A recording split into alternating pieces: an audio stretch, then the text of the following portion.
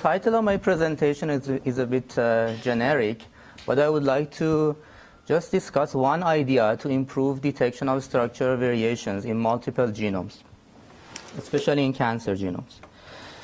So there are so many experts in this room, so I would just like to motivate my talk by saying that many diseases are caused as a result of structural variations. So it's important to have accurate methods to detect SNVs.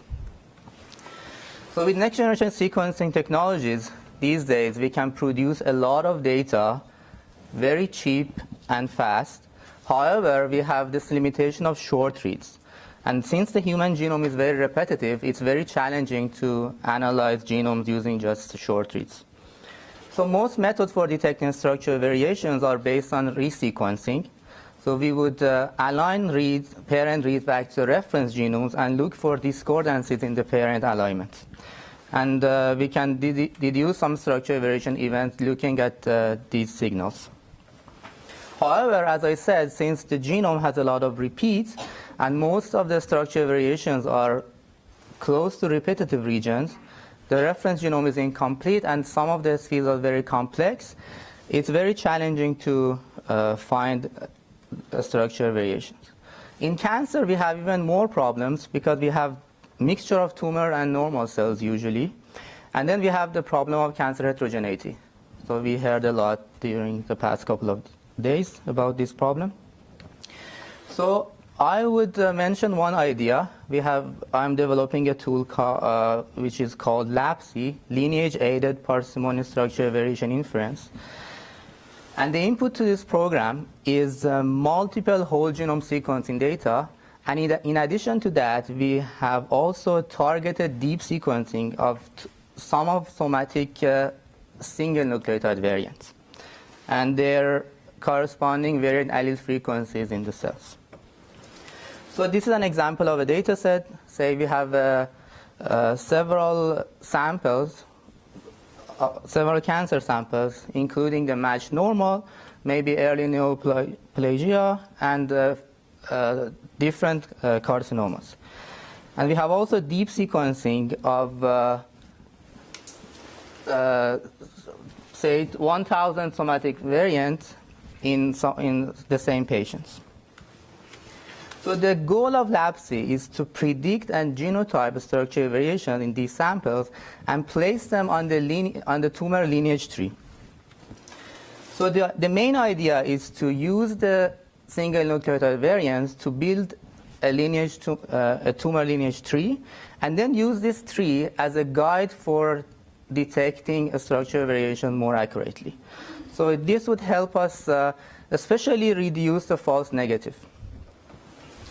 So the main assumption is that the lineage trees for single nucleotide variants are pretty much identical to the lineage tree of structural variations. And we would again favor the perfect phylogeny model. So here is the workflow. First, we would reconstruct the lineage tree using high-quality SNVs. Then we would cluster all the discordances in the parent reads across all the whole genome samples. And then we have an optimization algorithm to select and place these structural variation clusters on the tree. So I wouldn't talk about the reconstruction part because we heard it yesterday by Victoria's talk, but we can also use other available tools to reconstruct the lineage tree. So here is an example when we use the LAPSI algorithm on the breast cancer data we had, we can get these trees. Then we would cluster all the discordant parent reads of the whole genome sequencing data such that the reads that support the same structural variation events are pooled together. We can use available tools such as our own method, common law, to cluster these breakpoints.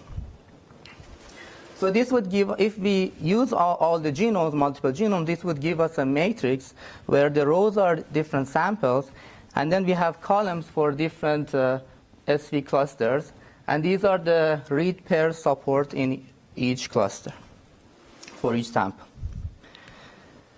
So the main idea is to assign what I call high score structure variation clusters on the node that we are allowed to put on the tree. So I can put a structure variation cluster on a node, internal node on the tree, if all the samples that cover leaves under that node have enough support, enough read pair support. And an easy observation is that if I'm allowed to put one cluster on a node and also on its parents, I would favor to put it on the parent. So with this, we can easily have a greedy algorithm that iteratively selects SV clusters with high score or high support from our list and place them on the tree. We can update the scores accordingly, and we can also have some more complex scoring functions, which I'm not going to details, based on the variant allele frequency of each subclonal node. So we tested our algorithm on the same data set I described. This is the tree obtained by Lineage, and those nodes which are marked X are the whole genome, are those samples that we had whole genome sequencing as well. So we compared the result with common law, which does not utilize the tree and has the similar objective function. And we can show that using the tree, we can predict more somatic structure variation events, even when we have when we use the same criteria to cover the same amount of discordant reads. So we can reduce the false negative discovery. So here is an example of the tree when we have found sub-clonal structure variation events in one of the patients. So you can see like we can put 6 deletions which are only seen in only 3 of the samples on that subclone. And we also found one inversion with pretty higher support in all but the lymph sample. Here is also another example which we are excited about, where this you can see in IGV when you look at the read depth signal. And here is a somatic inversion which we found on IGV. So with this, I would like to acknowledge my collaborators, Faridun Hormozdiari across the road in UC Davis, and my collaborator at Stanford University.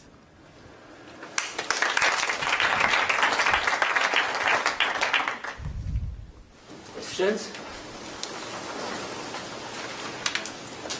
So, Iman, in the algorithm you take the tree as written in stone, given by Lineage or some other algorithm. Did you try and look for if you have a better fit with a suboptimal tree or something like that? Yeah, that's a great question. Yeah, we are looking at that too. So in our formulation, we would allow to add some nodes on the tree as well, if they are missing. Yeah. Similar question is, can you use any other data to assist the construction? Sort of when you have ambiguities, can you use some other type of data, maybe proximity of the clone in the tumor of origin or something like that to assist that? Yeah, in theory we can, but we haven't looked at it. But yeah, in theory we can also use it. What's the resolution of the detection? So I noticed that most of the cases were deletions. So how small can they be to detect? So we particularly look at deletions which are more than 50 base pair. So they can be very small. So is the support for structural variant per sample binary, effectively? No. So they are like an integer number based on the number of parent reads from the data. So in order for a sample to have it, there just has to be more reads supporting it than the ones that are high in the tree. That's true. can you use, say, like the number of reads that support it locally versus the number of reads that don't as, you know, pseudo-variable frequency and have it closer to Yeah, exactly. reconstruction? Yeah. We'll take these details offline. So